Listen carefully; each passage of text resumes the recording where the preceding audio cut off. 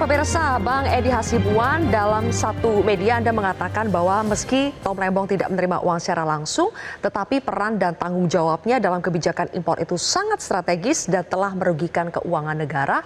Kita munculkan di belakang, sehingga vonis 4,5 tahun itu wajar, bukan kriminalisasi.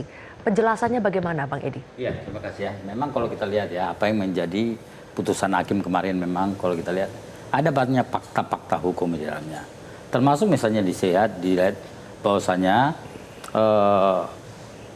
ada fakta hukum memang ini bukanlah merupakan kriminalisasi, ya, karena memang ada kejadiannya. Bahkan tadi Bang Ari juga udah menyebutkan bahwasanya ini sidang sampai 23 kali, ya, dan di situ banyak terungkap yang kalau misalnya kita lihat daripada apa yang disampaikan oleh hakim ya dalam hal ini. Kita harus ingat dalam beberapa referensi yang saya lihat ya, mens rea ini ada dua unsur. Pertama adalah kesengajaan. Kalau misalnya kita lihat memang di dalam penjelasan hakim kemarin adalah tidak ada mens rea bahwasanya memang Tom Lembong akan menguntungkan dirinya. Tidak ada di situ. Tetapi harus kita lihat unsur yang lain adalah ada namanya kelalaian dalam kesengajaan. Kelalaian dalam kesengajaan. Itu dijelaskan bahwasanya kalau kita lihat adalah ada kelalaian. Kemudian ada yang disengaja. Kelalaian yang disengaja di sini. Jadi kalau kita lihat adalah memang ada kelalaian, termasuk misalnya memberikan izin di dalam izin impor gula. Sebetulnya pada saat itu kalau kita lihat dari fakta-fakta hukum yang disampaikan oleh hakim bahwasanya tidak boleh pada saat itu di dalam 2 Mei itu.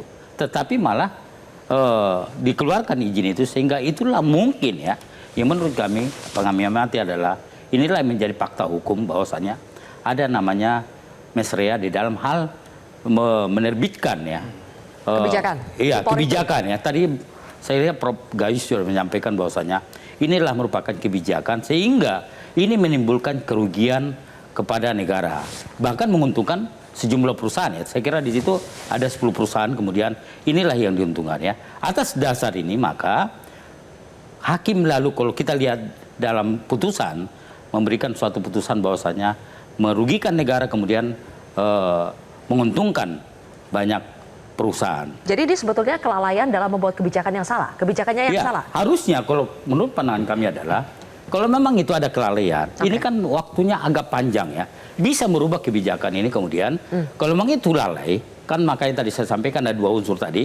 Satu adalah kesengajaan, memang tidak ada kalau kita lihat ya di dalam kesengajaan memberikan suatu menguntungkan ya, tetapi dia lihat dari unsur lain adalah ada kelalaian yang disengaja ya. Jadi mungkin itulah yang menjadi dasar ya hakim ya. Kelalaian yang disengaja. Coba Prof. Agus, bagaimana? Ada tidak itu Prof, kelalaian yang disengaja? Ini nggak baru. Gimana? Nggak baru. Nggak baru, ada. Ini yang betul, ada. Ya, Prof ya. Oke. Nanti saya uraikan. Agus Rono gimana? Saya pendapatnya? ingin membedakan antara mens rea dengan Henstraf Sonderschuld yang tadi disampaikan oleh Pak Hairulda itu berbeda. Dengan Schuld itu sangat berbeda. Sama nanti ada lagi yang namanya aktus reus yang sifatnya serabar yang menyimpang dari asas normatif. Mens rea itu niat jahat.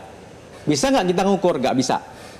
Yang bisa dinilai adalah aktus reus yang sifatnya serabar. Maksudnya adalah perbuatan nyata yang sifatnya bisa dipidana. Karena apa? Karena merupakan perbuatan melawan hukum.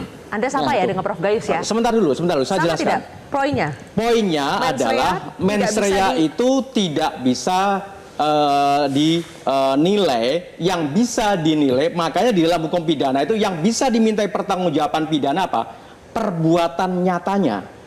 Oleh karena itu maka di dalam konteks perbuatan yang nyata itu tadi, itu di dalam pasal 2 ayat 1 itu normanya adalah memperkaya diri sendiri atau orang lain atau korporasi secara melawan hukum. Itulah yang dilarang di dalam norma pasal 2 ayat 1. Perbuatan memperkaya diri secara melawan hukum atau memperkaya orang lain secara melawan hukum atau memperkaya korporasi secara melawan hukum. Melawan hukum di situ. Nah, di dalam unsur-unsur pasal 21 maupun pasal 3 dalam ranah pidana yang dibuktikan apa? Yang dibuktikan adalah yang namanya bestandelen delik, yaitu unsur-unsur yang sifatnya eksplisit yang tadi saya sampaikan. Unsur pasal 2-nya ayat 1 dibuktikan, unsur pasal 3-nya juga demikian.